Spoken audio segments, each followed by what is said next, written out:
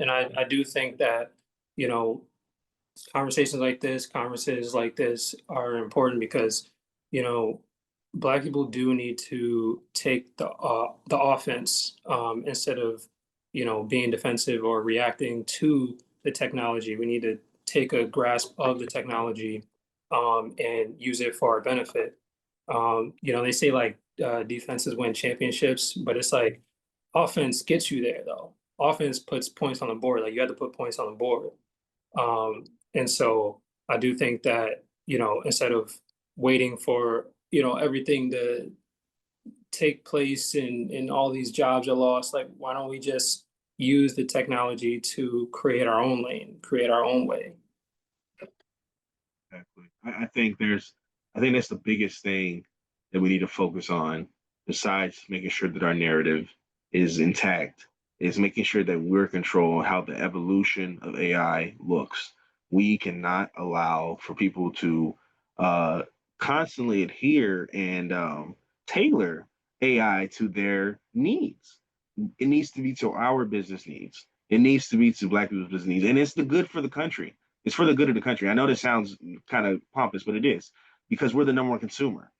Now, if you allow for other groups to build AI as their number one standpoint, and then they have full control, and then it's what they're doing, but we all have to stick to their generative powers and abilities, it's going to look bad for us in the long term.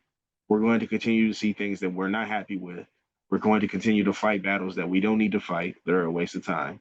And we need to make sure that we're a part of the evolution of AI, especially when it comes to how our businesses are affected, how our businesses are looked at, and how, we don't want to be the only mom and pop that has to speak to their customer, and then everybody else is filing 200 extra customers a day in, and then you can't compete. It's gonna be rough, and I think people have a hard time understanding that consultation and everything is changing, and this is what we're gonna have to adapt to. Um, it may be a difficult road for us, but it's a road we need to take. Yeah, absolutely. You know, sometimes like I'll look through different chats on social media and I'll just see anything that has to do with AI. Like there's people who you know, type like AI slop and ban AI and all these, you know, crazy things. But I think, you know, it just goes back to like people looking at it the wrong way instead of embracing the new technology.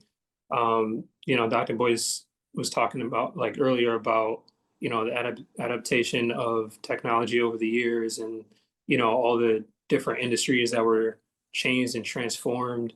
And, you know, now we're in a space where a singular person can run an entire business by themselves because AI automation is a thing.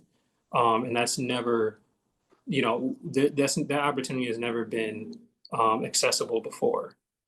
And it's like maybe, you know, like myself, like I'm an introverted person. Like I actually enjoy working by myself. You know what I mean? And it's like AI automation can do some of the labor that I personally wouldn't want to do. You know, maybe there's an automation where it does my emails for me, or like it responds to certain text messages, or it responds to certain comments that I might have missed on social media, and keeping that conversation going online.